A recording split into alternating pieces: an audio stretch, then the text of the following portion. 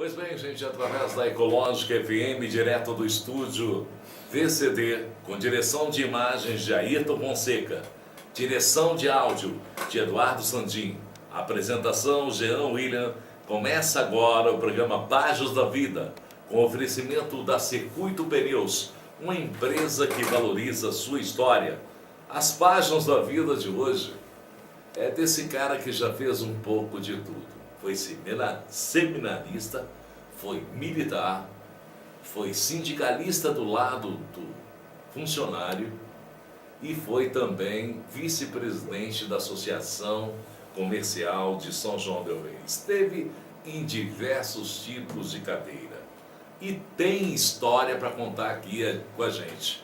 E hoje gostaria de lembrar você que está nos acompanhando, estamos com um quadro, né, de fundo diferente, com muitos livros. Vou acabar me tornando um catedrático, né, de ler tantos livros assim, né, Cardoso? Um prazerão, você, meu amigo de fé, meu irmão, camarada, é um prazer ter você aqui e contar um pouco da sua história. Bom, o prazer é meu. Jean, meu amigo já é de longa data, já trabalhamos juntos na TV, programa de esporte na TV. Na TVI, né? Na TVI, é. E também aqui na Rádio Ecológica. Na Ecológica também fizemos um programa de esporte. Aliás, então é um prazer estar aqui, né, novamente ao lado do Jean. Nós trabalhamos juntos na TVI, não só no esporte, fizemos um pouco de tudo, fizemos carnaval, chegamos a fazer também jornalismo, fizemos um pouco de tudo. Cardoso, um grande cara da Ipanema Sport Line, né, que fica ali na Avenida Leite de Castro, e também do hotel, né, Cardoso? Hotel Parada Real. Hotel Parada Real. Cardoso, vamos falar um pouquinho da sua infância. Você, natural de São João del Rei, da sua mamãe, Odete Teixeira Cardoso, também um pouco do seu pai, João Batista Cardoso. E também um pouco dos irmãos, né? O nosso amigo João Batista Cardoso, a Estela Margarida, alô Margarida Cardoso, a Margarida Maria Cardoso. Não faltou Margarida na sua família, né? Não. Nós somos 4 irmãos vivos, né? Mais velho é o João, está com 82 anos. Depois sou eu com 72. Em seguida vem a Estela e a caçula é a Margarida. Agora, eu tive outros irmãos, né, que faleceram. O Mundinho teve um problema lá com coqueluche e morreu de coqueluche. Ele tinha quantos anos quando ele faleceu? Olha, eu não me lembro não, porque eu não era nascido, né? Mas ele era bem pequeno. Bem pequeno. Acho que o Mundinho não foi coqueluche, foi a Cici. A Cici que foi coqueluche. O Mundinho foi queimado. Né? Minha mãe estava fazendo café, ele pediu água e minha mãe tinha colocado a vasilha com água fervendo e ele pegou, puxou. Aí teve uma queimadura grave e veio a falecer. E como foi a sua infância? Bom, eu vou falar a verdade com você. Eu acho que ninguém teve uma infância mais feliz do que foi a minha. Né? Meus pais, muito bom. Meu pai, minha mãe, sempre me deram bons exemplos. E eu sempre fui uma criança também bem bagunceira, sabe?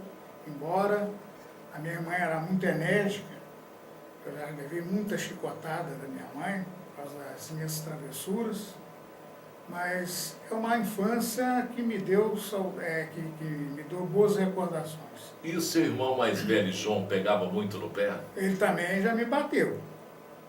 Inclusive eu falo com ele até hoje, que eu ia descontar nos netos. Só que eu dei bobeira, os netos cresceram, dá 2 vezes o meu tamanho, então não teve jeito. Mas está vindo aí um bisneto, né? Bisneto. Então vou ter que descontar no bisneto. Deixa eu te falar, me conte um pouco como era a recreação no seu período. Boa pergunta. Eu sou de uma geração da época do oratório salesiano, ali onde hoje é a Cacel.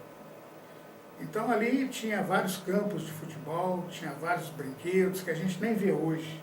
Que tipo de brinquedo, mais ou menos, que a gente não consegue ver hoje? Olha, eu não sei o nome, é um mastro, né? E em torno do mastro tinha uma roldana e pendurava, tinha uma corda de couro que a gente pendurava na perna, vinha correndo até pegar uma certa embalada e soltava o corpo e a gente ficava voando ali, entendeu? Eram 3 ou 4, se não me engano, correias dessa, então... Dava uma sensação de voo, realmente. De voo realmente. Deve E a ser uma gente coisa bem interessante. fazia né? acrobacia, a gente virava e tal, não sei o quê. E a hora que ia perder força, a gente baixava no chão, continuava correndo para embalar novamente. Era um brinquedo muito divertido. Uma coisa bem diferente, né? Bem diferente, que a gente não Incrível, vê isso hoje. não está presente até hoje, né?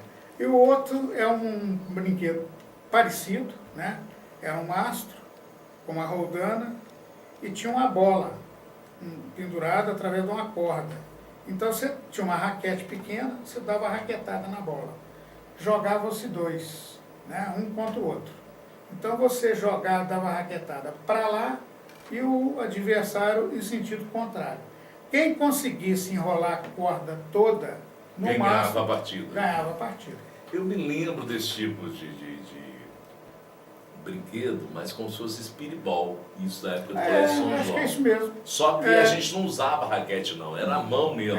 Tinha o espiribol também. Tinha que ser mão pesada, igual a minha, né? Não como a mão do nosso amigo Sandi. A mão dele é bem fraquinha, aquele pequenininho. A minha mão grandona funcionava, né? Você lembrou bem, viu, o espiribol. O espiribol era parecido.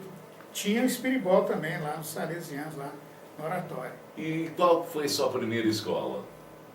Aureliano Pimentel. Aureliano Pimentel. Inclusive, até em breve nós estaremos apresentando aqui a história do Aureliano Pimentel, que está completando agora esses dias, ou completou 90 anos de existência, né? Então você faz parte dessa escola, hein? Fiz parte dessa escola. E como é que foi o aluno? E guardo com carinho o nome das minhas professoras.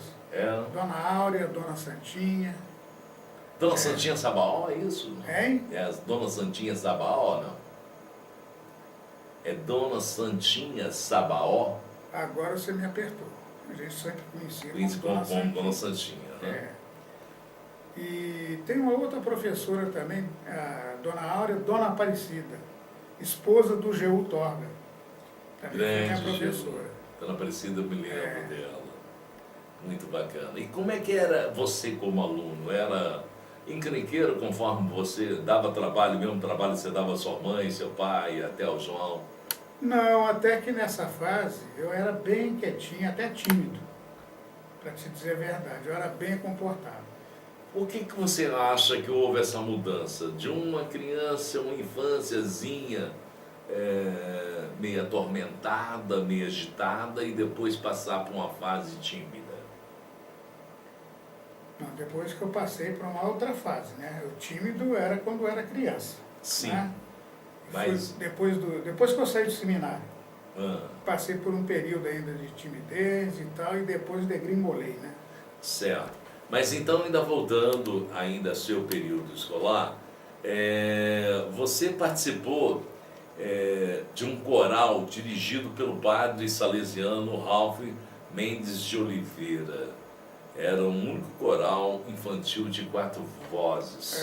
Me parece que o nome do padre está errado. É Padre Ralphi Mendes de Oliveira. É isso mesmo, conforme eu te falei. Né? Olha, foi o seguinte, foi no período do oratório, né, antes de eu entrar no seminário. Eu entrei no seminário em função disso, né? Me despertou a vontade de ser padre. Então, a vontade de ser padre foi natural sua? Foi lá no oratório, onde a gente jogava futebol, e aí o padre Ralphi selecionou alguns meninos, né, e formou um coral. E na época era o único coral no mundo a 4 vozes infantis. Soprano, contralto, tenor e baixo. Com garotos aí na faixa de 10 a 12 anos. E vocês chegaram a fazer apresentação até para presidente da É, República. foi um sucesso o nosso coral na época, né? Vocês foram ao Rio de Janeiro? Para Nós fomos ao Rio de Janeiro, que era na época a sede da capital. O Palácio do das, Brasil. das Das Laranjeiras. Laranjeiras, né? Nós fomos lá, parece que foi Tancredo, que era ministro naquela época, que intermediou esse encontro com Juscelino Kubitschek, que era o presidente na época. Até antes disso, você já tinha saído da cidade de São João do Rei, conhecia outras cidades, conhecia uma cidade do porto do Rio de Janeiro, da importância do Rio de Janeiro? Não, não. Eu me lembro que o que mais encantou a nossa turma na época foi os bondes, né? E naquele tempo ainda tinha bonde no Rio.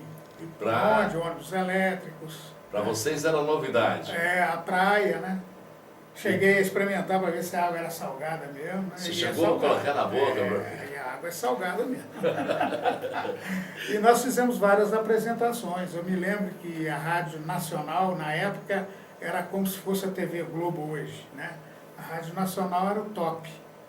Então nós fizemos uma apresentação na Rádio Nacional, na Rádio Roquete Pinto, na TV Rio e na TV Tupi.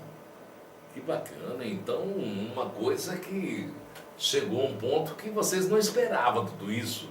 Tinha essa esperança de isso acontecer assim de uma maneira tão rápida e ter esse sucesso, Cardoso? Não, confesso para você que a maioria ali não tinha nem noção, né, do que poderia vir a acontecer nessa viagem nossa ao Rio de Janeiro. O padre, ele tinha essa noção que vocês poderiam alcançar esse sucesso? Olha, acredito que sim, o padre Ralfi sempre acreditou no coral, né? E ele era um entusiasta, e até antes de morrer, né, ele era um entusiasta da música, né? Por exemplo, aí, E nós interpretávamos muitas músicas de Ari Barroso. por exemplo, a questão da música, levou muito tempo para vocês conseguirem a afinação necessária ou você já tinha uma formação musical? Não, nenhuma formação musical. Nós começamos a ter essa formação lá no Oratório São João. Levou Com o muito padre tempo? Não, porque a gente era menino, né? Garotos novos, né? Tem mais facilidade de aprender as coisas. Então não foi difícil, não. Foi até rápido. Você acha mais ou menos quando vocês conseguiram, quanto tempo levaram para chegar a ter uma afinação de acordo? E que tipos de treinamento vocês faziam para que isso acontecesse com maior rapidez? Bom, primeiramente, nós começamos a afinar a nossa voz através de um aparelho chamado diapasão, que era um aparelho de sopro, ali ele dava o tom, né? E de acordo com o timbre de voz de cada garoto, ele separava, né? Você é soprano, você é contralto, você é tenor, você é baixo. E ali foi formando o grupo, né? E nós começamos também a fazer apresentações na região, na cidade, né? Nós fizemos várias apresentações no Teatro Municipal e nas cidades aqui da região, Barbacena e nas missas, né? A gente Então cantava vocês também nas chegaram, missas. antes de chegar ao point aí, né? Essa parada fantástica de chegar ao palácio, se apresentar para presidente, vocês tiveram outras apresentações? Antes tivemos outras apresentações aqui na região. Então o time já chegou maduro, já equilibrado para fazer essa apresentação. Perfeito, nós já chegamos num certo nível, tanto é que Tancredo deve ter ouvido falar ou ele assistiu alguma apresentação nossa e resolveu apoiar, né? Tanto é que ele foi o grande intermediário desta visita nossa ao presidente Juscelino. Nesse período você estava com quantos anos? Uns 10 anos. Uns 10 anos. E esse passeio de lancha, Baía de Guanabara, Gramado do Maracanã, banho de praia, que representa isso na sua vida até hoje, que você trouxe de lá até hoje? Olha, foi um passeio maravilhoso. Eu me lembro direitinho até a lancha que nós tomamos, né, da empresa Barreto. E ela tinha a parte de cima, né, e fomos todos ali nessa parte de cima, curtindo bem a Baía de Guanabara. Fomos à Ilha de Paquetá. Enfim, foi um passeio inesquecível. Outro ponto também, que ficou bem na memória, Até pouco tempo eu tinha, veja bem o que é coisa de criança. O gramado do Maracanã, nós entramos lá dentro do gramado, não tinha jogo. Pisaram no gramado. Não tinha jogo. Tinha diferença dos gramados que você pisava por aqui? Com certeza. A grama era melhorzinha, né? Então eu tirei um pedacinho da grama lá para guardar de lembrança. Ela estava até seca, até há pouco tempo eu guardava. Que isso, E eu sempre fui Flamengo, né? E Cruzeiro, mas na época os times do Rio de Janeiro tinham uma influência muito grande, aqui em Minas Gerais, principalmente em São João del Rei. É porque aqui, lembrando o pessoal, para quem não sabe, antes pegava na TV do Rio de Janeiro e rádio do Rio de Janeiro. Era coisa, para pegar uma rádio de Belo Horizonte aqui, você tinha que bater muito no rádio. Isso. Tinha que colocar muito aquele bombril para poder pegar, e Na mesmo ponta assim... da antena, mesmo assim pegava mal. Muito mal. Mas então, o Flamengo naquela época tinha um time muito bom, era Henrique, Dida, Babá, Joel. Então, eu cheguei lá no Maracanã, fiquei mais emocionado, só é aqui que joga o meu time, é aqui que o meu time ganha os títulos. Então, fiz questão de levar para casa um pedacinho da grama. E você guardou até pouco tempo atrás? Até há pouco tempo atrás eu guardava. Mesmo seca, ela estava lá. Estava lá. E por que você resolveu desfazer dela? Não, é porque... Tempo mesmo. É tempo mesmo. Mas o importante é De que... vez em quando é bom a gente fazer uma faxina em algumas coisas, né? Eu pensava, estou guardando esse pedaço de grama aqui. Mas o importante é que ela está na memória Mas sua eu até de hoje. certa forma, depois que eu desfiz dela, eu me arrependi, sabe? Devia ter feito isso. Essa volta para depois que você teve essa apresentação, teve outras apresentações ou o grupo parou de funcionar? Não, o grupo parou, substituiu o padre Ralfi, o padre Gregório. Na época, se não me engano, ele era clérigo ainda, o padre Gregório. E depois eu fui para o seminário, né? Seminário Salesiano. Então essa ideia partiu a partir do momento que você entrou nesse grupo de 4. Os outros 3 também participaram, foram para o seminário também, ou só você? Alguns foram para o seminário. E como foi a sua chegada ao seminário? Você já foi então com a cabeça feita? Olha, eu senti muito porque era internato, né? Separado dos meus pais, da minha mãe, então foi um pouco traumático no início. E a gente quase que não tinha contato, né? Principalmente contato diário. As oportunidades que a gente tinha de encontrar com a família era uma vez por mês, me parece que só 2 horas de visita, é que a gente encontrava com os pais, com as famílias. E a disciplina no seminário? Ela te assustou ou você já vinha com essa disciplina de casa, da escola? Olha, eu já vinha com essa disciplina de casa, mas a disciplina no seminário era muito mais rigorosa. Eu vou te contar alguns detalhes. Por exemplo, banho. Era banho frio. Eram vários chuveiros. Mesmo na época do frio? Eram vários chuveiros, esses chuveiros eram controlados externamente. Então tinha o responsável pelos alunos, que era clérigo, e naquele tempo usava batina, viu? O clérigo também? O clérigo usava batina. Ele batia a palma, significava que era para você tirar a roupa. Depois ele batia 2 vezes, né? Significava que ele ia abrir a torneira. Então, ele abria a torneira, você molhava o corpo, ele fechava, você passava o sabonete, ensaboava e tal. Aí, ele abria a torneira novamente para você tirar a espuma. De sabão. E depois ele fechava. Quer dizer, se você enxugou ou não, o problema é seu. E outra coisa, nós não trocávamos de roupa um perto do outro.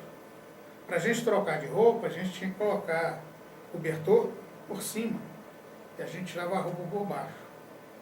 Ninguém ficava nem sequer sem camisa perto do outro. Então, piscina, banho de piscina, nem pensar, não, banho de piscina, jogar de mar, futebol, de tudo é de rio, roupa. nada. Tudo de roupa. Tudo de roupa.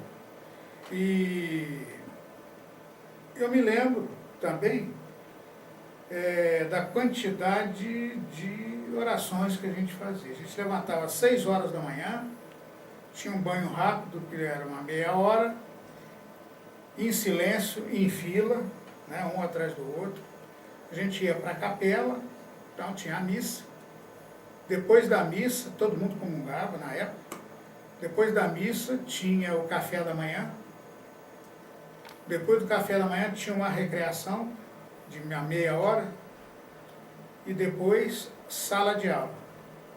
À tarde, depois do almoço, tinha uma recreação também novamente. E depois era estudo. A gente tinha um salão enorme. Uma biblioteca. Com várias, um salão enorme, com várias carteiras, né? Tipo uma sala de aula gigante. E ali a gente estudava. Ninguém conversava com ninguém. Você pegava os seus livros ali e tal, e estudava. E depois, de tardezinha já, tinha uma recreação rápida. Depois tinha a bênção e sala de aula. Aliás, o estudo, nesse estudo que eu acabei de citar. Depois a gente ia dormir. E chegou algum momento querer ir embora do seminário? Olha, eu assim, na verdade eu queria era ser padre. Só pensava no dia de receber a batina. Então sentia muita falta, muita saudade. Mas estava determinado em seguir esse caminho. O duro era na hora da despedida, no dia da visita. Quando você despedia dos pais, Baixava o astral. baixava o astral, entendeu? Vamos a um pequeno intervalo e a gente volta já já com essa... Circuito Pneus, esta empresa valoriza sua história. A Circuito Pneus tem uma linha completa de pneus de carros nacionais e importados, tudo em até 12 vezes no cartão. A Circuito Pneus tem também serviços de mecânica em geral, serviços de suspensão, de embreagem, de correia dentada, alinhamento, balanceamento. Circuito Pneus, tudo em até 12 vezes no cartão. Lá também você pode trocar o óleo do seu carro, filtro de combustível, filtro de ar. Circuito Pneus, tudo em até 12 vezes no cartão. Circuito Pneus, Avenida Leite Castro 2722. O telefone é 3372-3546. Fale lá com o Giovanni, com a Simone, com a Suzane. Circuito Pneus, atendimento e serviços nota 10. Pois bem, gente, estamos de volta com Páginas da Vida de hoje, de Luiz Gonzaga Cardoso. Um abraço para você que nos acompanha pelo site www.radioecologicafm.com.br. A você também que acompanha com som e imagens através do seu Facebook, entrando na página Rádio Ecológica Grandes Sucessos. Obrigado por nos acompanhar e também nos compartilhar. Lembrando que esse programa, que é transmitido pela Ecológica FM, está sendo gravado aqui no VCD Estúdio. Lembrando que o seu aniversário, o seu casamento, os seus melhores momentos podem ser eternizados aqui no VCD Estúdio. Fotos, filmagens com preço e qualidade.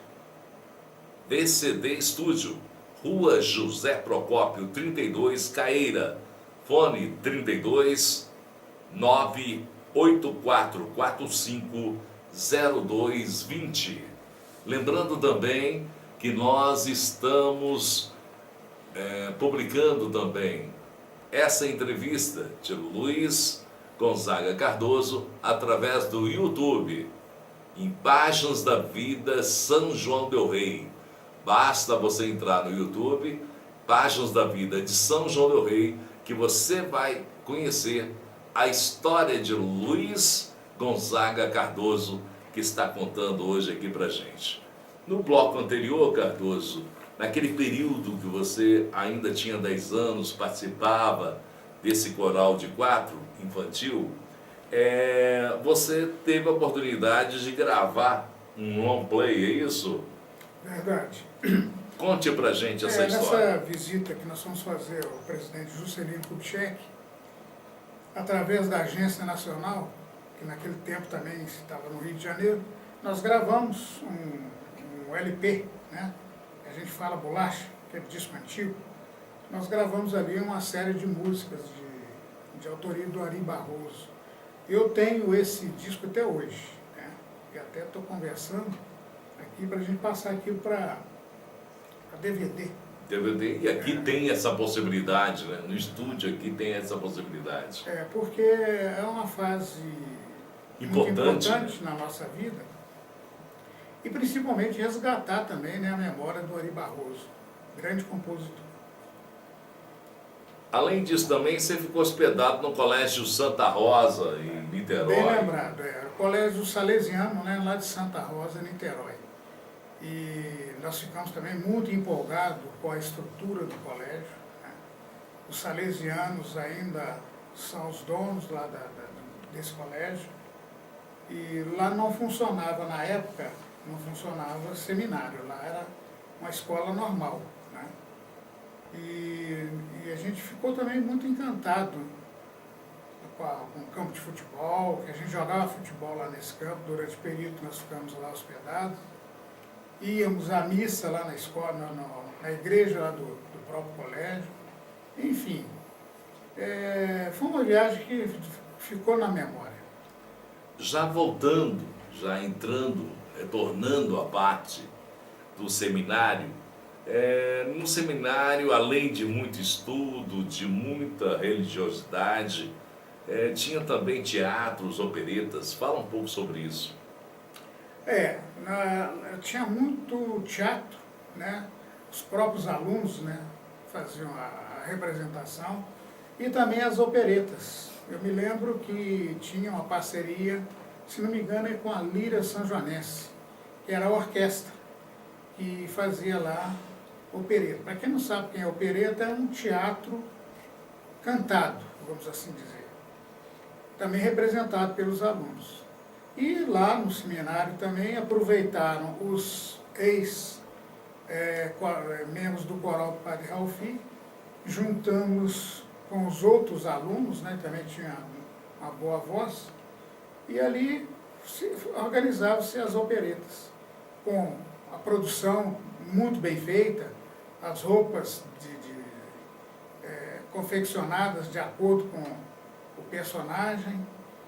E naquele tempo a televisão não era forte, né? Aliás, nem existia. Então a população da cidade ia ao teatro. Não existia em São João, porque já existia no Rio de Janeiro a TV Rio. Mas em preto e branco e não com E era poucas pessoas que tinham. E só as pessoas de melhor poder aquisitivo que tinha televisão em casa. Então a maioria da população ia mais ao teatro. Então você foi ator também, né? Acabou fazendo alguma peça que você se lembra? Não? Lembro. Eu não me lembro o nome da peça, mas fiz algumas pequenas pontas, né? Não como ator principal, né? Mas algumas pontas nas operetas lá eu andei participando. E apresentações cívicas? Me lembro do Major Soares. Eu não sei se na época ele já era reformado do Exército. Ele dava o treinamento lá, Ordem Unida, para os alunos, e nas datas festivas a gente se apresentava para o público lá no próprio colégio. Tinha um pátio enorme, né?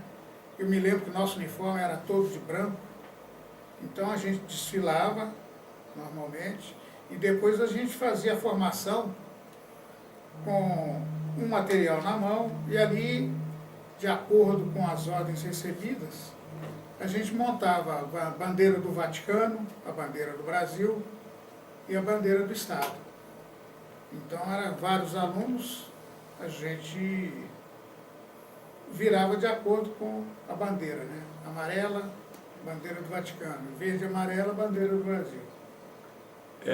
Havia também trabalhos agrícolas dentro do seminário? Alguns alunos na parte da manhã ia para a enxada. A chegava a capinar a horta. Lá, o Colégio São João tinha uma horta enorme. Eu me lembro de uma fruta que tinha lá com muita fartura, que era o abacate, aquele abacate manteiga. Gostoso. Então a gente cuidava da horta, muitas coisas que eram servidas lá na despensa, no refeitório, era colhida ali na própria horta. Tomate, couve, cebolinha, alface. Era uma horta comunitária praticamente ali para uma horta vocês. ali. Ela servia para a gente fornecer, né, um alimento e também um trabalho. Uma alimentação saudável também que vocês... E quem cuidava dessa tarefa era o Soludovino. Soludovino foi um irmão coadjutor. E ele cuidava também da enfermaria. Você coloca para mim que lembra também da época da Copa do Mundo de 58. Pelo rádio, é isso? Foi, pelo rádio, né? Não pegava bem. Às vezes na hora ali que o lance estava desenrolando ali, próximo ao gol, saía do ar, você ficava louco para saber se houve gol, se não houve. Então a Copa de 58 eu acompanhei pelo rádio. Você acompanhou, você gostava do futebol, porque você participava no esporte também dentro do seminário. Dentro do seminário. E mesmo depois do seminário, você continuou até com o time de futebol, só que você não era aquele jogador, você era o dono das camisas, né, dono da bola, então você jogava só por causa disso, ou nesse tempo do seminário você jogava alguma coisa a mais? Não, eu nunca fui assim, um Neymar da vida, né? Mas a bola para mim era redonda, não era quadrada. Não era quadrada, não. E sempre de canhotinha, né? Sempre fui canhoto, sempre fui à esquerda. E no futebol também, fora do seminário, você falou aí que eu cheguei até a ter um time de futebol. Justamente. Eu tive esse time até o dia que eu cheguei lá já vestido, porque eu já saía de casa com a camisa 10, vestido já de jogador. E distribuí as camisas lá para os meus companheiros. A última vez foi o dia que eles viraram para mim e disseram, não, eu dava a camisa, não, você vai jogar? Não, então não vou jogar não. Então, aí você parou ficou só eu sozinho com a camisa 10, né? Aí eu peguei e parei de jogar, passei a só ser o treinador. Legal, depois a gente vai falar sobre isso. Quando aconteceu a necessidade, quando aconteceu essa vontade de abandonar, o porquê que aconteceu de abandonar o seminário? Eu não abandonei o seminário. Não? Não. O seminário te abandonou então? O seminário é que me abandonou. Parece que Deus lá viu, não, esse aí não vai dar para ser padre, não. Se ele for padre, ele vai arrasar com a igreja católica, entendeu? Na verdade é o seguinte, a gente passava por um teste vocacional, né? Foi logo quando foi implantada a faculdade de psicologia, através do padre Luiz Ver. Então nós tínhamos um teste vocacional feito pelos professores de psicologia na época. E constataram que eu não tinha vocação sacerdotal, né? Então comunicaram à minha família, e a minha família, por bem, não vai que mandaram eu sair, você entendeu? Sugeriram, né, que eu não tinha vocação para ser padre. E eu era vocacionado para outra coisa. Aí eu pedi o desligamento. Essa consciência você tinha antes de fazer esse teste ou não?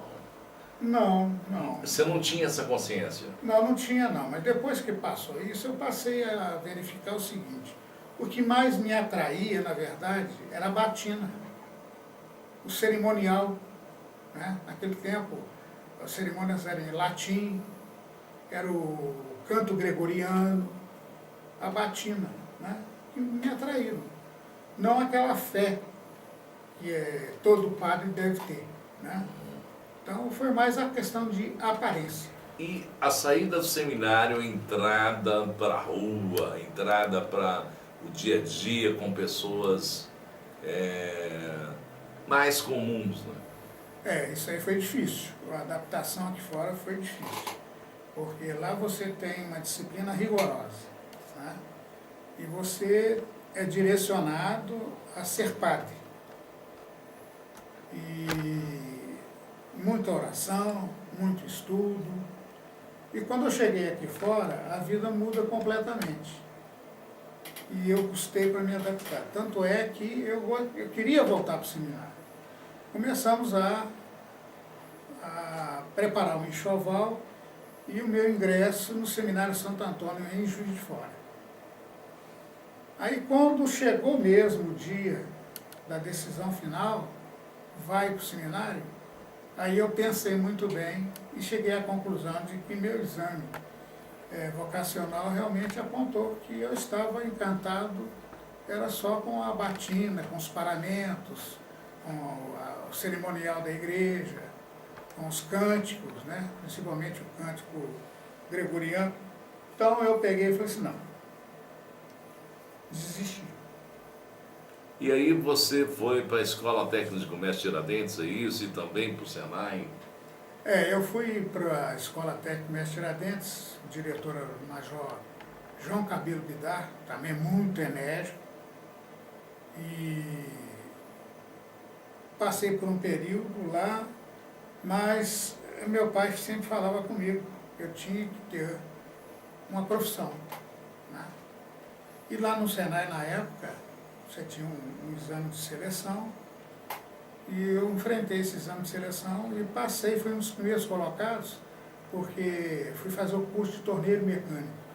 E o número de vagas para torneiro mecânico era menor do que para os outros cursos, né? De marcenaria, de ajustagem. Outras áreas. Então eu fui fazer o curso de torneiro mecânico, onde eu formei e trabalhei algum tempo como torneiro mecânico, tanto em São Paulo, na indústria de máquinas Velva. Daí você foi para São Paulo em função do falecimento de sua mãe, é isso? Minha mãe morreu e eu fui morar com a minha tia, em São Paulo, junto lá com a família dela. Tia Naná. Tia Naná. E como é que foi essa questão de morar com tia? Sair da barra da mãe, entrar na barra da tia. Foi mais complicado ou não? Não. Pela disciplina que você teve no seminário, já tinha aprendido muita coisa. Na verdade, a tia Naná ocupou um pouco do espaço que era da minha mãe, porque as duas eram idênticas, né? Muito parecidas. Não fisicamente, mas no jeito. Gênio. No gênio. Da forma de tratar as pessoas. Então a tia Naná ocupou um pouco dessa perda que eu tive com a morte da minha mãe.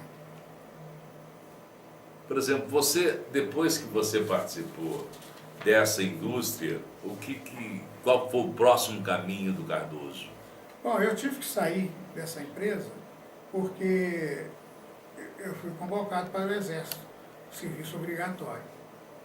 Aí eu tive que me apresentar aqui ao Exército. E no Exército, deu sequência à sua vida de militar? Bom, eu fiquei muito empolgado com a carreira militar quando eu servi aqui no glorioso Regimento Tiradentes. Ele participou das batalhas lá na Itália, lutou contra o nazifascismo. Enfim, todo mundo conhece a história do Regimento Tiradentes.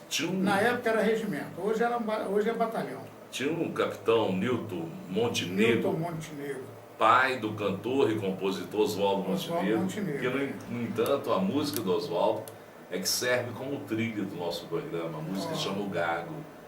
Grande cara, um grande compositor, que não é de São João o Oswaldo, mas aprendeu música aqui. Olha, eu posso até dizer por ele, né?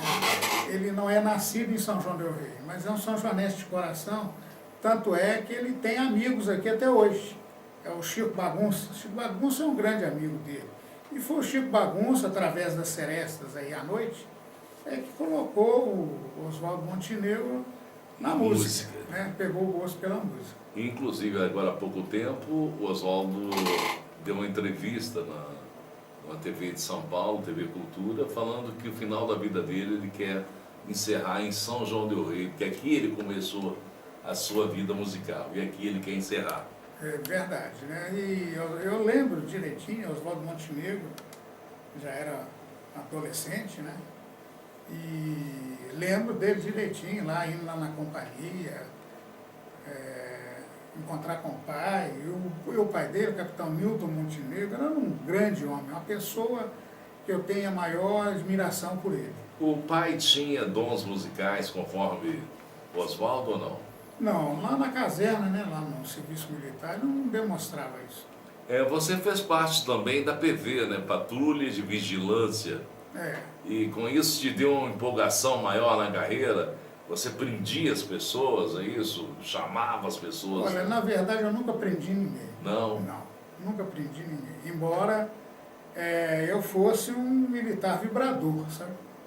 Farda sempre impecável, mas eu nunca prendi ninguém. Às vezes, por exemplo, o soldado era permitido a ficar na rua até as 22 horas. Após as 22 horas, se fosse pego, seria recolhido, né? E a PV, na época, é espécie de uma polícia do Exército. A PV usava um jipe, onde você saía procurando soldado alterado, que a gente falava, né? Na verdade, eu pegava Soldado alguns... alterado não quer dizer que é só bebia, não. Se tivesse Não, se de tivesse, roupa, se uma tivesse forma na de rua, agitar aí... se estivesse na rua após as 22 horas, ele estava alterado.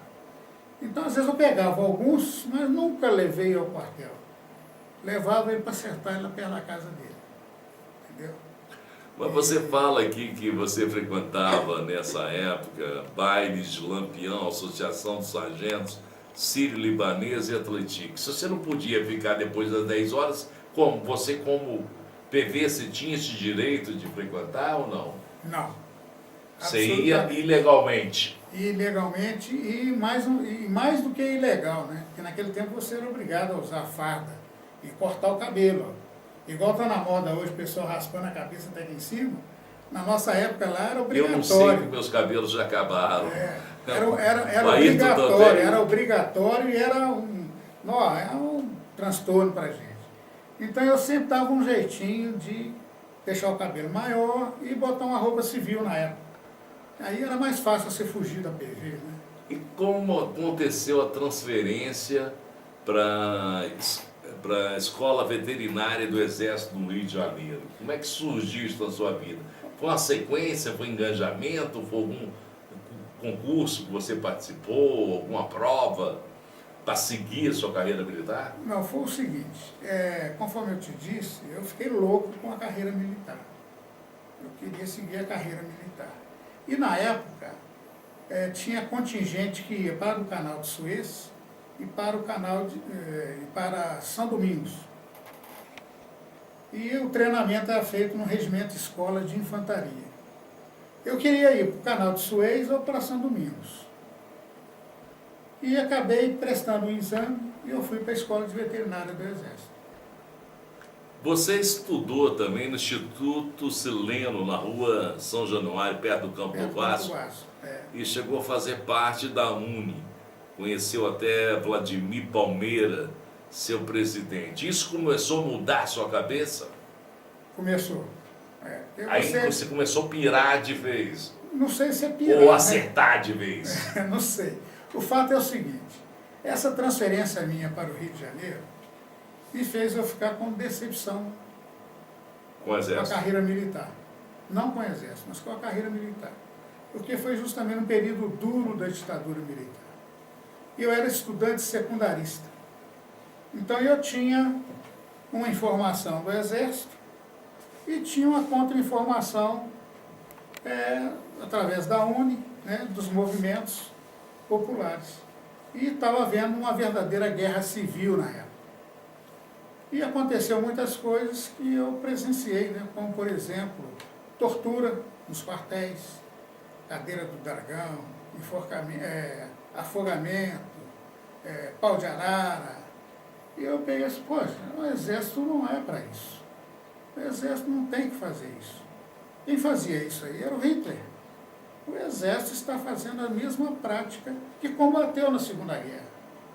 Aí eu comecei a ficar, assim, um pouco decepcionado com a carreira militar.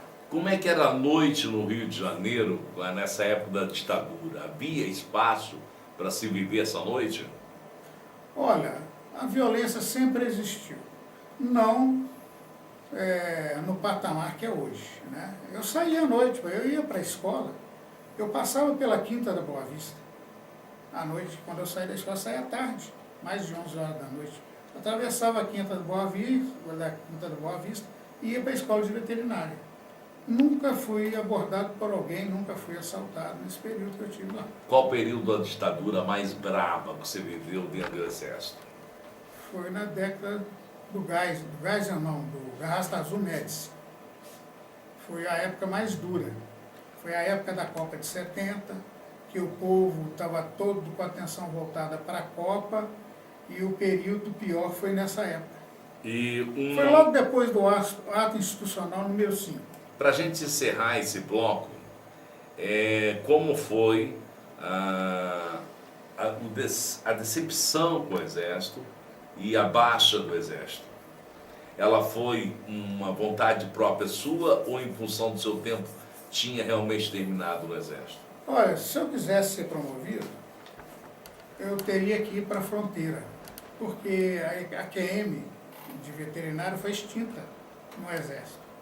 Inclusive, ontem mesmo, fazendo uma pesquisa, eu fiquei até triste. A escola de veterinário do Exército, pelo que eu li na pesquisa, está sendo demolida. Estão derrubando. E é uma construção já antiga. É um patrimônio nacional. É na época de Dom Pedro, entendeu? Então, eu teria que ir para a fronteira, porque vaga só tinha na fronteira. E na época, meu pai sofreu um derrame cerebral. Meu pai ficou paraplégico. E eu não quis encarar a fronteira também por causa das dificuldades. Você tinha passagem de ida através do Correio Aéreo Nacional, o CAN, e a volta não era garantida. E a única forma de você ir e voltar seria através de avião. Nós vamos então a um pequeno intervalo e a gente volta já já.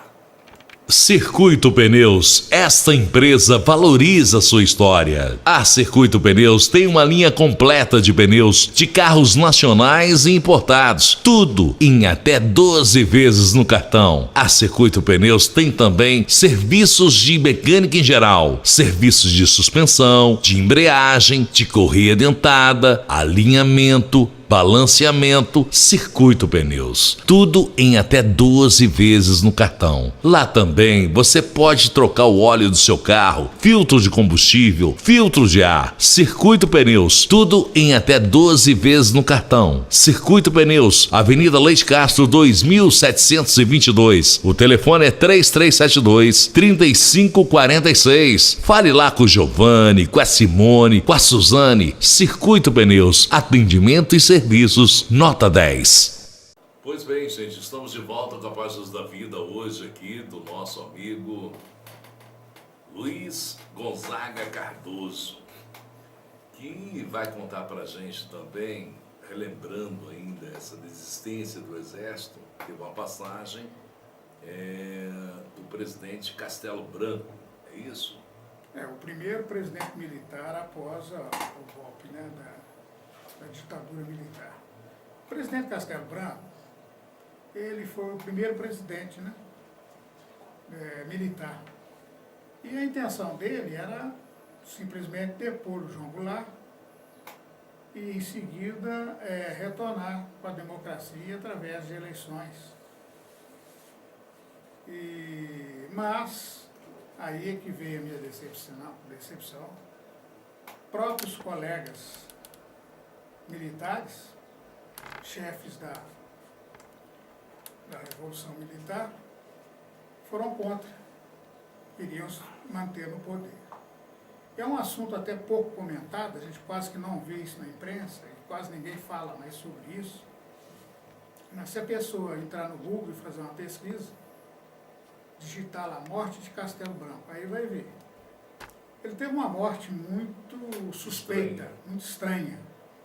O avião que ele estava, um avião da Força Aérea Brasileira, chocou no ar com outro avião da Força Aérea Brasileira, com um caça.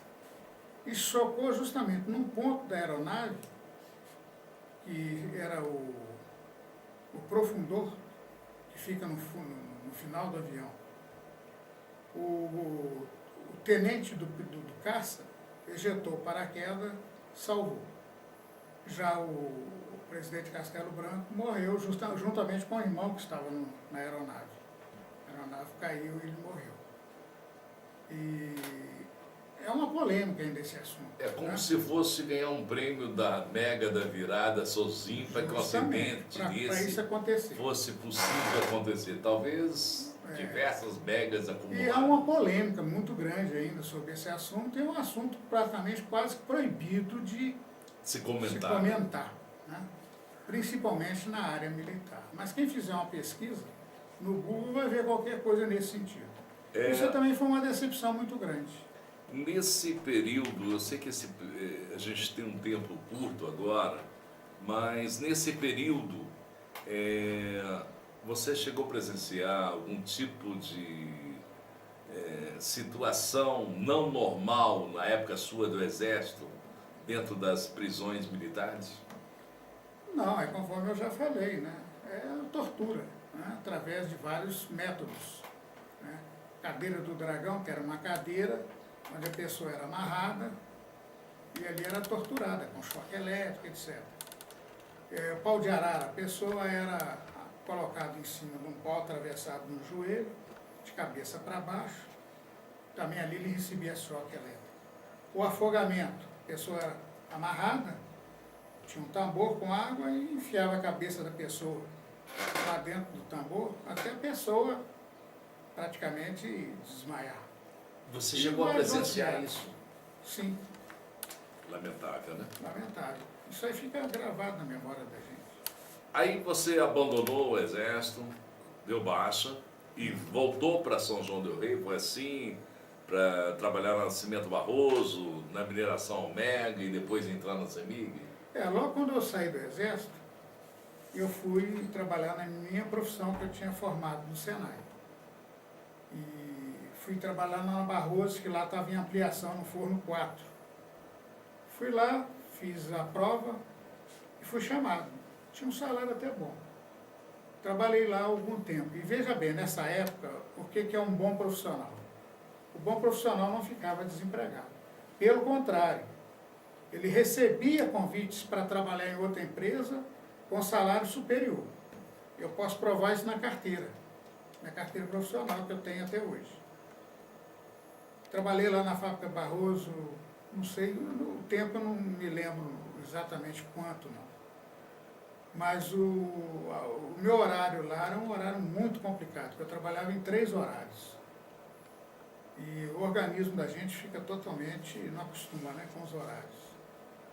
E apesar de estar ganhando bem, eu até que gostaria de ter um emprego onde o horário fosse um Mais horário regular. mais regular, né?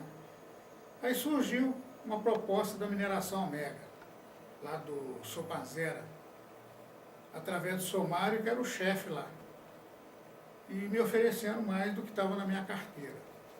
Então eu saí da companhia de Cimento Barroso num dia. 2 dias depois eu já estava trabalhando na mineração Omega com carteira assinada. Isso aí tem na minha carteira profissional. E a CEMIG, quando ocorreu, por quê, como surgiu essa oportunidade? Bom, a CEMIG foi através de um concurso público, né? Você ainda estava na Omega? Não, eu já tinha saído da Omega, porque trabalhei na Omega também em um determinado período, que eu também, no momento eu não lembro quanto. Eu sei que meu salário lá era muito alto. E a Omega entrou numa crise, porque fornecia material para várias empresas de São Paulo, inclusive a Brasividro, era consumidora do Quartzito, né, que fabrica vidro, essas coisas, inclusive material eletrônico. Eu sei que não houve a renovação de vários contratos, e com isso a mineração Omega entrou em crise. E aí eu fui mandado embora. A CEMIG, então, através do concurso, você passou de primeira? Aí eu fiquei trabalhando por conta própria, para não ficar desempregado totalmente. Aliás, eu não fiquei nem um dia na minha vida, né, sem ter o que fazer. Eu fui vender bola de futebol lá do Zé Norberto. E como é que foi essa experiência?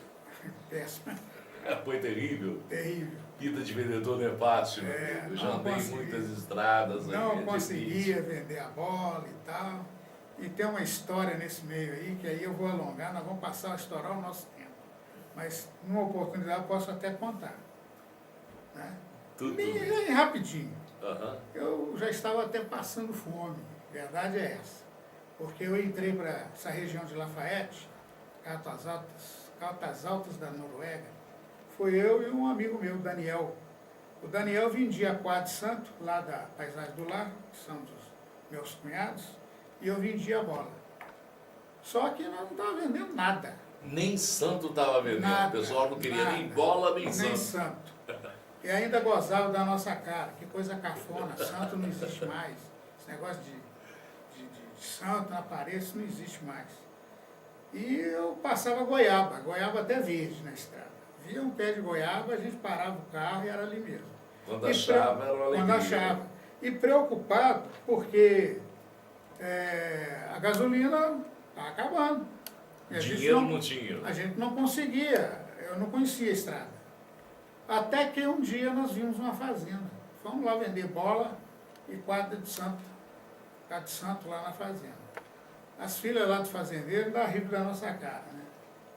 E não tinha nem um menino para me comprar uma bola. Só tinha menina. Mas a sorte que veio o fazendeiro e a gente conversando e tal. Lá a energia elétrica da fazenda era de gerador. Ele tinha um gerador. Um gerador, acho que era diesel. Que estava estragado, que não funcionava. Entendeu? E eu sem conhecer nada. Por isso que eu te falo, tem hora que Deus aparece na vida da gente, quando a gente menos espera. Eu nem pensava pela minha cabeça entrar na CEMIG, não conhecia nada de eletricidade. Mas conheci um pouco de mecânica por causa do curso que eu fiz de Senai. Peguei e falei para ele, olha, se eu permitir, eu posso dar uma olhada no seu gerador. Eu, perfeitamente, tal. Desmontei o gerador do homem lá. Estava encrostado daquelas graxas duras, as graxas já estavam... Passadas. Bloqueou tudo, entendeu? Já não estava E funcionando mais. eu fui desmontando e colocando numa certa posição. Se fosse para montar de novo, eu não ia ter dificuldade. Mas eu fui fazendo isso porque eu não conhecia. Bom, lavei as peças do homem. Ficou tudo bonitinho, limpinho, seminovo. Montei as peças e o gerador funcionou. Aí, meu filho, foi o que Deus caiu do céu ali e me ajudou. Aí nós ficamos na fazenda lá, comendo, bebendo, tomando banho quente, banho de serpentina, aquela água quente. E olhando as meninas bonitas. Olhando as meninas, e as meninas ficaram tudo, né? Começaram O gerador do chegar. homem já tinha muito tempo que não funcionava, ele estava sem energia há muito tempo. E dormia naqueles colchão de palha ou de pena, não sei. Esses colchão lá da roça, colchão delicioso. Uma troca de favores. Você deu energia para eles, eles deram energia que você precisava. Justamente. Que era alimentação, E eu preocupado com a gasolina também do carro, né? Uhum. Ele foi lá, completou o tanque, né? Tirou a gasolina lá dos tratores dele lá e abasteceu o carro e tal. E eu já querendo ir embora, porque eu já estava ficando até com vergonha, almoçando, jantando, fazendo nada.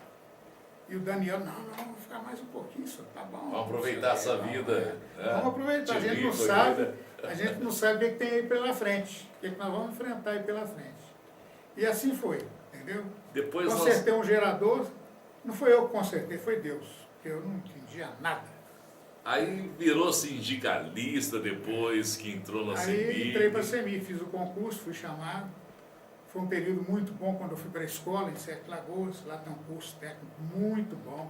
Escola, não sei hoje como é que está, mas a escola da CEMIG era famosa no Brasil inteiro. Vinha gente até lá do Rio Grande do Sul fazer curso na escolinha.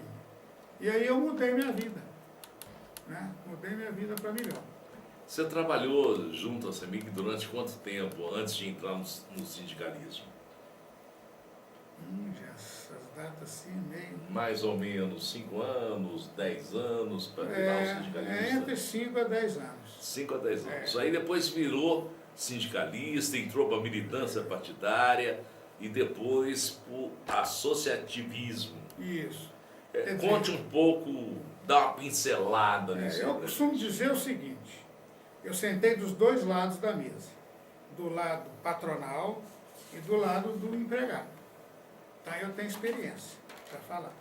E posso dizer com muita convicção e com muita certeza, os dois lados são terríveis. Todos os dois lados sofrem.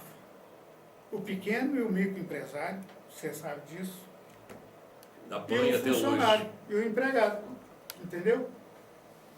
Então eu costumo dizer o seguinte, enquanto a gente não tem noção de classe, que classe nós somos, nós vamos ficar aí nessa jogada na mão dos outros. Porque o pequeno e o médio empresário são classe trabalhadora. Eles têm que ir lá na empresa todos os dias. Eles têm que estar lá fazendo seu horário de trabalho todos os dias. Não é como aquele empresário que do telefone, do celular, ele controla a empresa e fica direto e reto ligado na Bolsa de Valores. Esses é elite. Esses não... Na verdade, eles não produzem nada. Só ficam de olho na receita da empresa. São acionistas que não conhecem nem a empresa. A verdade é essa. Esses é elite. Agora, o empresário que está ali todo dia, ele não vai bater o cartão igual o empregado dele. Mas ele tem que estar presente na empresa, senão a empresa quebra. Então, esse é a classe trabalhadora. Ele tem que ter noção de classe. Só que ele se posiciona como se fosse elite. E eles não são elite. Né? Não são elite. São escravos de uma carga tributária altíssima. Né?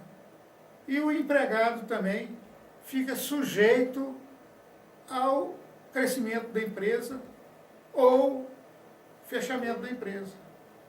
Hoje, a maioria das vezes, fechamento de empresas. Na maioria das vezes, fechamento da empresa. Quando a empresa cresce, ele continua no mesmo lugar. Em alguns casos, na maioria dos casos. Quando a empresa cresce, ele continua no mesmo lugar. Mas quando a empresa cai, ele é o primeiro a ser mandado embora. Então, enquanto esses três, né, o pequeno, o micro, né, e o empregado, não tomar conhecimento de que eles são vítimas do sistema econômico, disso que está acontecendo aí, vai continuar do mesmo jeito. A sua participação e entrada na política aconteceu como? E com quem? Bom, eu era da executiva do Sindialetra, o Sindicato Base Estadual aqui em Minas Gerais. E naquele tempo, o sindicalismo começou a surgir lá no ABC. Começou a se unir. Não, começou a aparecer, com Lula dirigindo vários movimentos grevistas, polícia, prisão, cadeia, e os sindicalistas resolveram se unir. Houve a união dos sindicatos. Eu conheci o Lula, foi nesse período, né? Aí você conheceu o Lula, Joaquinzão, Jair Meneghelli, né? O Joaquinzão era o presidente da CGT. Tive a oportunidade de conhecer. E o Jair Meneghelli foi o primeiro presidente nacional da CUT. Uhum. E aí, várias reuniões interestadual de várias categorias profissionais. E aí primeiro surgiu o PT. Né? Eu estive participando do primeiro Congresso Nacional do PT. E eu ganhei do Lula o seu discurso, né, nessa primeira Convenção Nacional do PT. Ele me deu, inclusive, com dedicatória. Com dedicatória que a gente está mostrando para quem está nos acompanhando pelo Facebook ou também pelo YouTube. Foi um presente que o Lula me deu, vou deixar bem claro. Não ganhou outros não, né? Mas foi um presente muito valioso para mim, tá? Que eu guardo com muito carinho até hoje. Até hoje. Foram anos aí de militância, lutas, greves históricas também vitoriosas e algumas derrotas também, né? E antes de entrar na questão das greves, nós fundamos a CUT. Nós primeiro fundamos o PT. Conforme eu disse, eu participei até da primeira Convenção Nacional do PT, que tinha um idealismo, tinha uma história, tinha bandeiras. Porque hoje não tem mais? Hoje, infelizmente, eu costumo dizer que o PT errou. Errou e muito, por isso está pagando os erros. O PT esqueceu a porta de fábrica, esqueceu de estar ali na fábrica, junto com os trabalhadores, esqueceu as bandeiras históricas, começou a fazer alianças com qualquer um. Está aí, ó, foi traído pelo MDB, através do Temer, sofreu uma traição, por causa dessas alianças eleitoreiras. Faz aliança não em torno de ideias e propostas, mas alianças eleitoreiras, para ganhar mais tempo de rádio e TV, para ganhar eleição. Enfim, ficou um partido quase igual aos outros, não vou dizer que seja igual, que ainda tem alguma pequena diferença, mas ficou mais ou menos igual aos outros. Você participou de muitos anos de militância, também de muitas lutas e greves. Tem alguma que você pode ressaltar para a gente? Tem várias. Pelo menos uma, porque em função do nosso tempo. O pessoal acha que a gente gosta de fazer greve. Mas quando chegava na época da campanha salarial, a gente tem que estar preparado para negociar, para fazer uma pauta de reivindicação, onde que a gente possa ser atendido, se não todo, pelo menos em parte, porque não adianta você pedir uma coisa que o outro lado da mesa não tem como oferecer. Então, para isso, a gente fazia cursos lá no DIEESE, eu participei de vários cursos no DIEESE, de negociação. E essas greves realmente mexem com todo mundo, né? Com os dirigentes da greve, que é uma responsabilidade muito grande. A greve ela tem data para começar e data para acabar. Você tem que ter noção disso. E muitas greves teve muito sucesso, tanto é que hoje o aposentado pela CEMIG tem algumas vantagens que foi fruto da luta do sindicato. Juntamente, quando eu falo sindicato, não é só a direção do sindicato, é a base como um todo, de estar apoiando a diretoria nas negociações e estar fazendo pressão também. Porque não adianta uma diretoria sentar numa mesa de negociação se ela não tiver uma retaguarda forte. Então foi o caso do nosso sindicato. O Sindialeto sempre foi um sindicato muito forte aqui em Minas Gerais. E com isso nós conseguimos muitos avanços, né? E hoje a gente briga mais para manter o emprego, né? Infelizmente. Você foi também pré-candidato a prefeito e foi derrotado na convenção municipal. Isso te decepcionou em alguma coisa ou não? Também foi uma decepção muito grande, porque o PT é um partido que tem várias facções. Várias facções. Tem os mais moderados e tem aqueles mais radicais e tem aqueles que têm uma postura ideológica firme, mas tem aqueles mais flexível, entendeu? Enfim, é uma disputa interna que sempre acontece quando vai disputar a direção do partido. E eu sempre me coloquei dentro do partido como uma pessoa independente. Nunca fui ligado a nenhuma corrente. Não sou contra as correntes. Sou contra a disputa conforme ela acontece, né? E isso aí leva a desunião da categoria, confusão na cabeça. Isso aí não é proveitoso. Hoje você afastou do PT? Na verdade é o seguinte, eu continuo filiado porque eu tenho uma história dentro desse partido. Eu fui um dos fundadores. Não a nível de São João do Rei só, a nível nacional. Mas afastei justamente porque o PT afastou das suas origens. Eu continuo filiado, mas não participo mais na militância.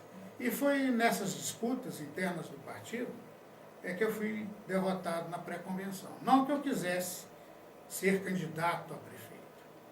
Embora, conforme eu disse, eu sempre fui de uma área independente, tinha uma facção no partido, da Convergência Socialista, e eles me respeitavam muito.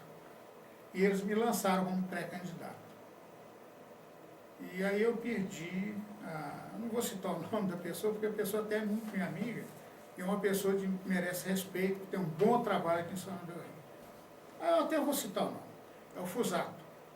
Eu disputei com o Fusato e fui derrotado. Fusato, na época, era deputado estadual, e foi pré-candidato a prefeito de São João do Rei, e foi o candidato do partido e foi derrotado nas urnas. Mas, voltando a falar do Fusato tem um trabalho muito bom, Seria muito bom as pessoas procurar conhecer o trabalho da PAC, né? É uma entidade de recuperação das pessoas aí que cometeu algum delito, cometeu algum crime e tal. É um trabalho de recuperação muito importante e que serve de modelo para o sistema prisional do Brasil. Nós temos, por exemplo, um sistema prisional aqui que fabrica mais criminoso. E pior, o cara entra lá ruim, ele sai de lá péssimo e se vinga em toda a sociedade. Então não tem um trabalho de recuperação dentro dos presídios. Pelo contrário, lá dentro o cara é jogado como se fosse um animal. E lá ele vai ter contato com criminosos de diversos setores aí do crime e se torna pior. Então o Fusato, nesse sentido, tira o chapéu para ele. Eu estava com ele no início, quando começou a se discutir a implantação da PAC aqui em São João del Rei. Eu afastei, porque na época eu não acreditava em recuperação de preso.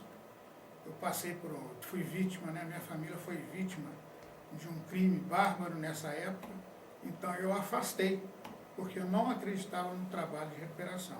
Mas eu fui lá na PAC, vou lá sempre. E hoje reconhece isso. Reconheço, e seria muito bom que a sociedade de São João del Rei fosse lá conhecer o trabalho de recuperação. Seria muito bom também o Fusato ter a oportunidade aqui nesse programa de expor essa história da PAC, né? Verdade. Será muito interessante. Verdade. Você teve também a oportunidade de ser vice-presidente durante 3 mandatos da Associação Comercial de São João del Rei. Não só comercial, como industrial de São João del Rei. Foi. Esse outro lado da mesa, como é que funcionou para você? Olha, eu apenas como comerciante e proprietário do hotel, eu me associei à associação comercial. E aí eu fui convidado a fazer parte da chapa, dirigida pelo João Afonso, grande empresário e empreendedor aqui de São João del Rei. Uma pessoa muito boa, inteligente, né? Eu tive a honra de ser o vice-presidente dele em 2 mandatos e vice-presidente do Luiz Carlos em outro mandato. Por que que eu aceitei? Aceitei justamente para tentar levar lá para dentro a ideia de que micro e pequenos empresários é classe média. Nós estamos no mesmo barco. Nós estamos no mesmo barco. Nós estamos afundando junto. Essa carga tributária violenta joga nas costas justamente quem gera mais emprego, que são os pequenos e médios empresários, são os grandes geradores de emprego e renda, é o que sustenta esse país através dessa carga tributária violenta. Então eu topei encarar o outro lado, já que eu conhecia muito bem esse lado de cá, eu topei muito bem encarar o lado de lá. E graças a Deus nós fomos reeleitos, né, em várias gestões. Você inclusive fez parte da nossa diretoria na época. E nesse período, né, a Associação Comercial teve uma expansão extraordinária aqui na região. Né? Nós fizemos uma parceria com várias associações aqui da região. Ela tornou-se uma entidade representativa forte e, o mais importante, respeitada. Ô Cardoso, para a gente poder encerrar, não podemos deixar de falar um pouco da sua família maravilhosa, da Berinha, dos filhos, dos netos. Dá uma pincelada nesse. Quanto tempo de casado você e Vera? Olha, 41 para 42 anos. Mas de convivência pode somar mais 11 aí. Porque eu consegui enrolar a Vera há 11 anos. Nós namoramos e noivado 11 anos. Depois nós casamos. Então, se você somar aí 42 com 11, vai dar de convivência 53 anos. E desse relacionamento nasceu os frutos. Fale dos frutos. 2 filhos maravilhosos. A Cristiane, minha filha mais velha, ela é psicopedagoga, é diretora de uma escola lá em Manhuaçu, Colégio América, e ela é casada com o Pedro Humberto Campelo Matos, que é médico, psiquiatra, lá em Manhuaçu, e ele montou um escritório aqui que ele atende aqui de 15 em 15 dias. E dessa união veio 2 netinhos preciosos, que é o Pedro, que está com 16 anos, e a Mariana, que está com 11. são os meus netos que eu amo demais. E agora apareceu um neto emprestado, né? Porque o segundo filho que eu tenho é o Luiz Washington, fisioterapeuta. Inclusive, eu gostaria até que mostrasse ele trabalhando aqui com meu irmão. Com certeza. Meu irmão sofreu um acidente, ficou paraplégico, e meu filho está conseguindo fazer ele andar. Que beleza, isso é bonito demais. Então, ele tem uma profissão maravilhosa, que é a fisioterapia, que é uma profissão de recuperação das pessoas. E é um filho também que eu adoro. É solteiro, porém tem uma namorada. E essa namorada tem um filho, que é o João Pedro, que eu considero também meu neto do coração. Como neto. Ô Cardoso, então para a gente encerrar nosso programa, tem alguns fatos pitorescos seu. Roubo da moto, dízimo, campeonato no oratório e padre marreco. Bom, primeiramente eu gostaria de falar também do Consul. Eu fui membro do Consul, que é o Conselho Universitário da Universidade Federal de São João del Rei. E durante o período que eu fui conselheiro, foi o período justamente que a universidade passou por ampliação.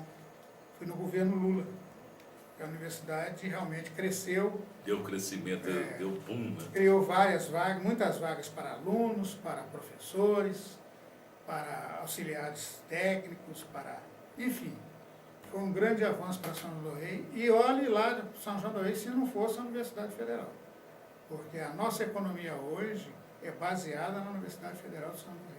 Uma grande conquista para a nossa cidade e principalmente a sua ampliação. E um outro fato também relevante durante esse período que eu fui conselheiro foi a implantação da Faculdade de Medicina aqui em São João del Rei. Quem tiver a oportunidade de conhecer lá no Campo Santo Antônio, o prédio já está pronto, já está funcionando. E tem vários prédios, né, em construção e outros já concluídos, tanto no Campo Sertã, Campos Dom Bosco e no Campo Santo Antônio. Então eu tive 2 mandatos como conselheiro do Consul e durante esses 2 mandatos eu aprendi demais, aprendi muita coisa e acompanhei muita coisa e fui, de certa forma, como votante, né? O conselho é um conselho deliberativo, votei nessas questões aí da ampliação e da implantação do curso de medicina. O fato pitoresco, então, para a gente poder encerrar nosso programa. Bom, vou começar com o Padre Marreco. Dizem que eu sou muito parecido com o O Padre Marreco. Marreco teve a oportunidade de fazer o programa com a gente, pena que no período, né, não tinha o vídeo, só tinha o áudio.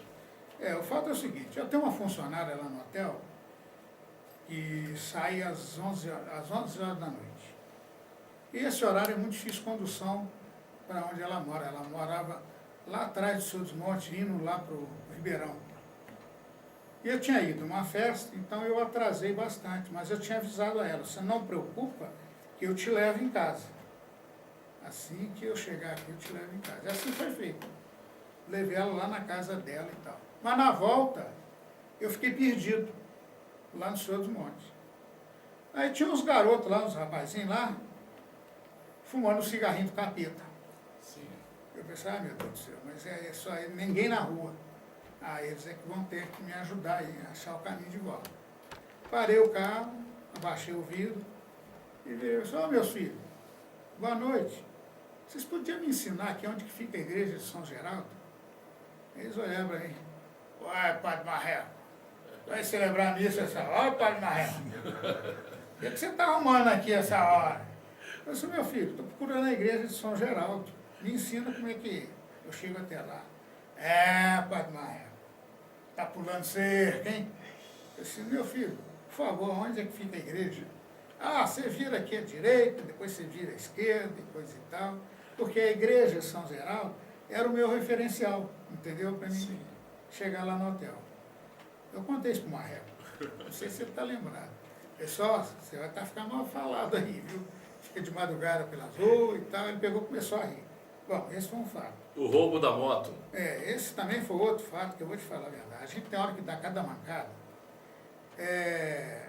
Eu tenho costume de estacionar minha moto sempre no mesmo lugar quando eu vou ao centro, para resolver as coisas ali por perto e tal. Esse dia eu cheguei no lugar que eu tinha pensado que tinha estacionado a moto não estava lá. Eu sou apaixonado por moto. Vocês estão até vendo aqui a camiseta, né? Eu sou apaixonado por moto. Eu fiquei doido, né? Andei procurando ali e tal, e nada de ver a moto. Peguei e liguei para a polícia. E registrei uma queixa, ó, roubaram minha moto, assim, assim, assim, placa tal, passei as características da moto. E a polícia começou a tomar as providências. Aí eu peguei, posteriormente, depois de uma meia hora mais ou menos, eu lembrei de que de manhã eu tinha vindo ao centro, tinha ido na delegacia, ali perto do posto ali do edifício São João. Eu falei, eu devo ter estacionado essa moto lá. E fui lá. Chegou lá, a moto estava lá do jeito que eu deixei. Tinha pendurado o capacete na chave.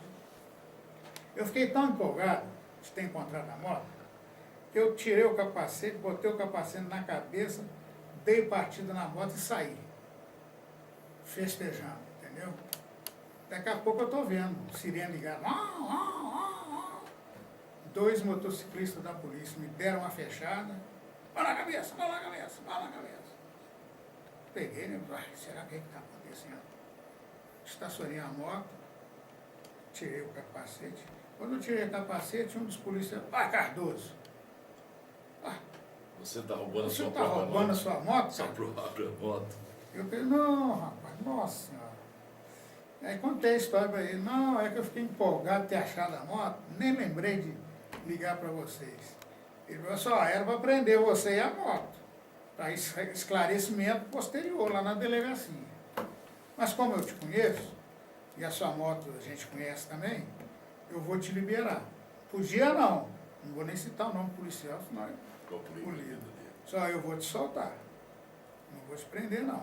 Você faz o seguinte, você vai pelos cantos aí, não encontra com nenhuma patrulha, porque está todo mundo procurando a sua Você moto. procurando. Se encontrar, vai a moto presa e você Você vai também. junto.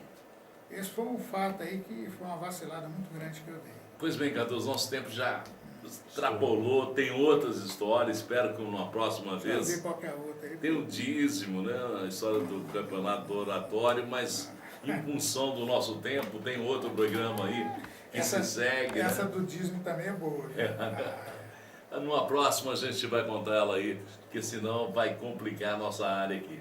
Foi um prazer muito grande você estar aqui comigo e contando as suas histórias. Olha, Jean, eu agradeço a você, aos nossos amigos aí. Ao Ayrton, Cinegrafia, o nosso ao amigo. Eduardo Sandinho. E esses homens aí na rua aí devem fazer sucesso, hein? Até É, você, Jean. sei lá, né? É. Sei lá. Ou não, sei lá, né? Sei lá, deixa pra lá. Cuidado com o que você vai falar, viu, companheiro Sei de lá, trabalho? não sei. Cuidado. Bom, eu gostaria também de agradecer a atenção aí dos nossos ouvintes, né? Ouvintes ou telespectador? Porque tem Os câmera dois. filmando. Os dois. Os dois, né? Ouvintes, telespectadores que nos acompanham pela Internautas. internet. Internautas, né? Internautas. De ter aí perdido seu tempo, de estar nos ouvindo aqui, contando essas histórias. Enfim, agradeço a todos. Ô, gente, muito obrigado pela audiência e tchau, tchau!